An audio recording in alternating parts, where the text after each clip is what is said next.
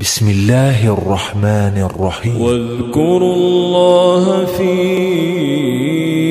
أيام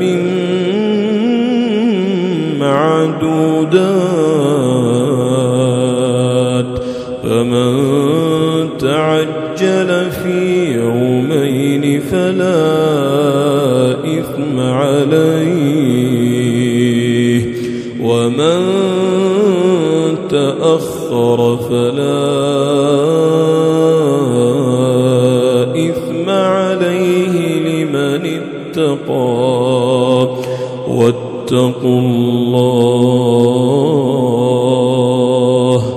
واعلموا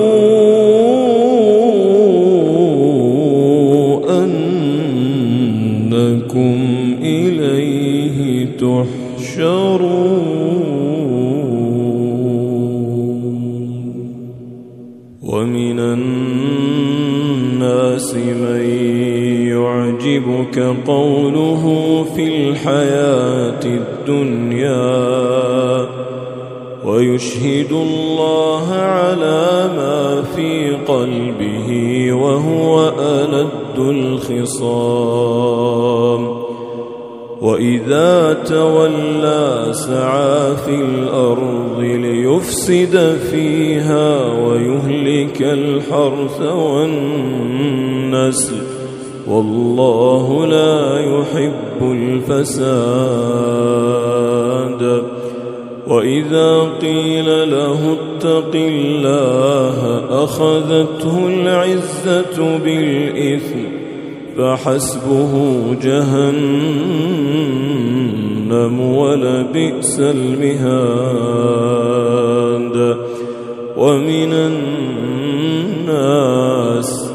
ومن الناس من يشري نفسه ابتغاء مرضات الله والله رؤوف بالعباد. يا أيها الذين آمنوا ادخلوا في السلم كافة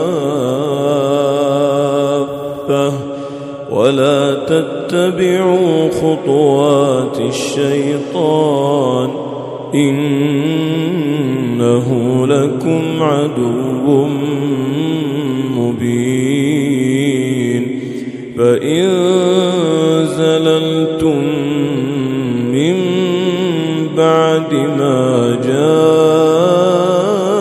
جاءتكم البينات فاعلموا أن الله عزيز حكيم. هل ينظرون إلا أن يأتيهم الله في ظلل من الغمام والملائكة وقضي الأمر وإلى الله ترجع الأمور.